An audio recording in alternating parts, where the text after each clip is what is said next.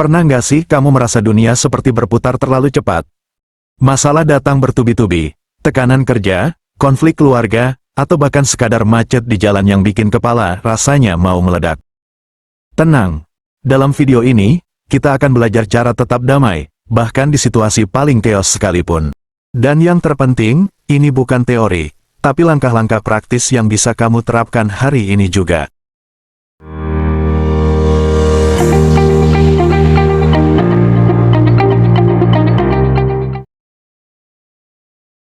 Bayangkan hidup ini seperti perjalanan naik motor dengan kecepatan tinggi, di jalanan yang mulus. Tiba-tiba di depan ada jalan berlubang, seketika kamu panik. Apa yang terjadi? Kamu mungkin malah ngegas, bukannya ngerem atau menghindarinya. Motormu hilang kendali dan keseimbangan, yang mungkin bisa membuatmu terjatuh. Nah, begitulah kalau kamu tidak bisa tenang, kamu bisa saja ngegas panik, ketika ada jalanan berlubang di depanmu, padahal jika kamu tetap tenang, kamu mungkin bisa ngerem atau menghindarinya.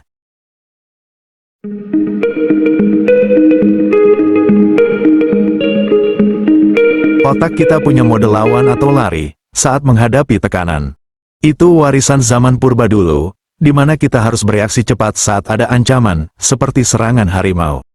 Tapi di zaman sekarang, harimau itu bisa jadi tagihan, deadline, atau cuitan orang di medsos. Masalahnya, reaksi panik ini sering bikin kita mengambil keputusan buruk. Tapi kenapa sebagian orang bisa tenang, sementara yang lain panik? Ini ada penjelasan sainsnya. Ada satu bagian di otak yang bernama amigdala, ia bertugas sebagai alarm otak, yang bereaksi dalam 0,1 detik saat ada ancaman. Inilah penyebab kamu panik, keringat dingin, atau gemetar saat ada masalah. Lalu kenapa otak tidak bisa berpikir logis seperti biasanya? Ini disebabkan karena area prefrontal cortex, divisi otak yang bertugas berpikir logis, dimatikan saat amigdala aktif. Tapi kabar baiknya, kita dapat menghentikan si amigdala ini. Penelitian Harvard membuktikan, orang yang latihan pernapasan selama 12 minggu, memiliki amigdala 20% lebih kecil. Semakin kecil area amigdala, maka semakin besar peluangmu untuk tidak panik. Ini berarti, tenang itu bisa dilatih. Nah, orang yang bisa tenang saat keadaan kritis, mungkin telah menguasai kemampuan untuk memperkecil amigdala mereka.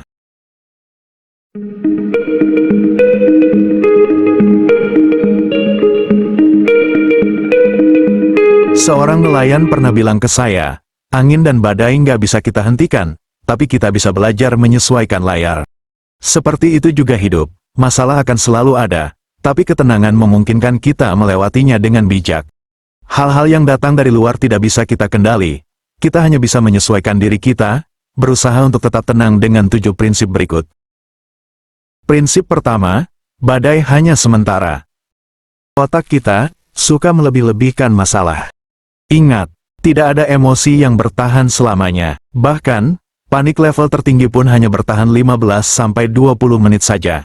Maka gunakan teknik pembatalan kontrak, yaitu, saat mulai panik, katakan, saya hanya perlu bertahan 20 menit. Setelah itu, semuanya akan mereda. Prinsip kedua, fokus pada badan, bukan pikiran. Emosi adalah reaksi fisik.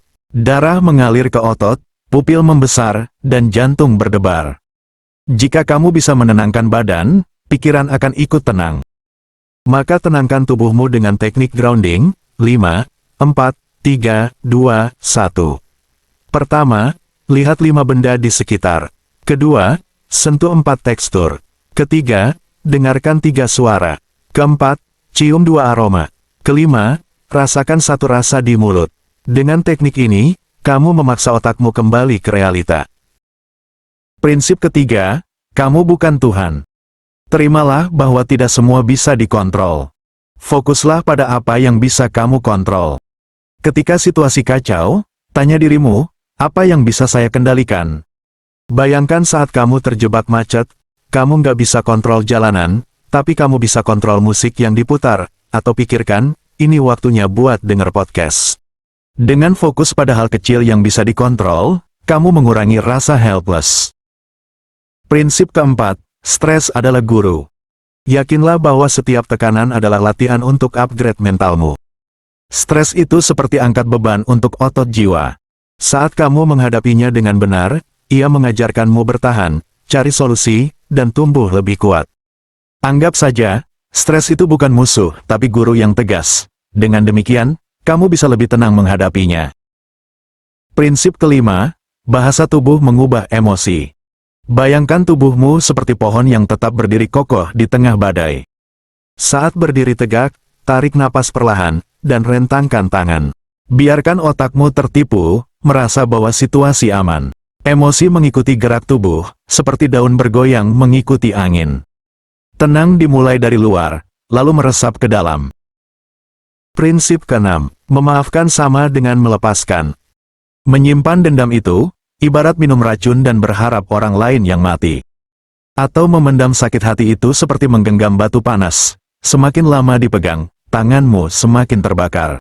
Saat memaafkan, kamu melepaskan batu itu. Bukan karena yang menyakitimu benar, tapi agar tanganmu sembuh.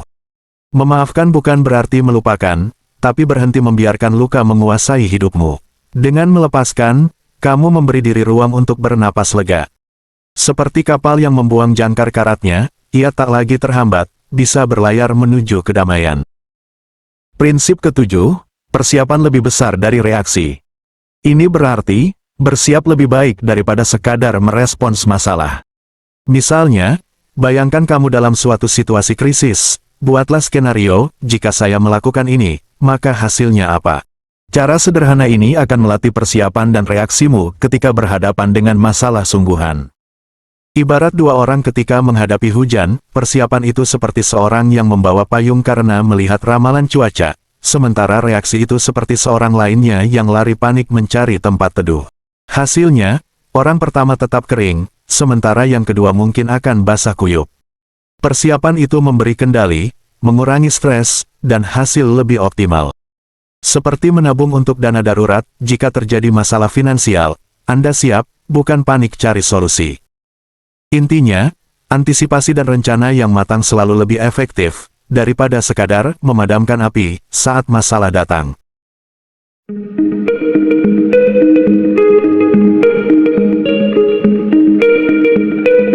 Ketika seseorang memprovokasi kita, rasanya seperti berada di tengah badai. Emosi, mengamuk, kata-kata kasar, seperti petir menyambar, dan kita ingin membalas.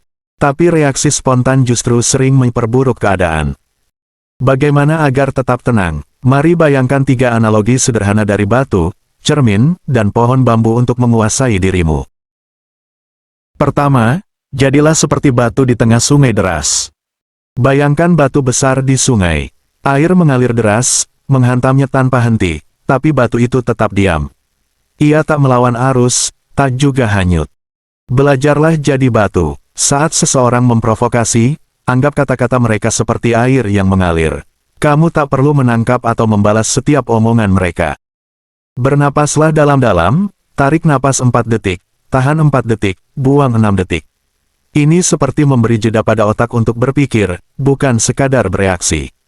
Dengan diam sejenak, Anda memberi ruang bagi logika untuk mengendalikan emosi. Kedua, cermin yang tak menyimpan bayangan.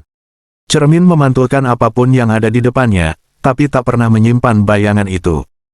Saat seseorang marah, jadilah cermin. Dengarkan tanpa menyimpan dendam. Misalnya, jika seseorang berkata, "Kamu tidak berguna," Anda bisa membalas, "Aku dengar kamu kecewa. Apa ada yang mau dibicarakan?" Dengan cara ini, kamu memantulkan emosi negatif mereka tanpa menyerapnya. Ini bukan tanda kelemahan, melainkan cara menunjukkan bahwa kamu tak mudah terpancing. Ketiga, pohon bambu yang lentur. Pohon bambu tak melawan angin, tapi menunduk dan kembali tegak setelah badai berlalu. Fleksibilitasnya adalah kekuatan. Saat diprovokasi, berpikirlah seperti bambu.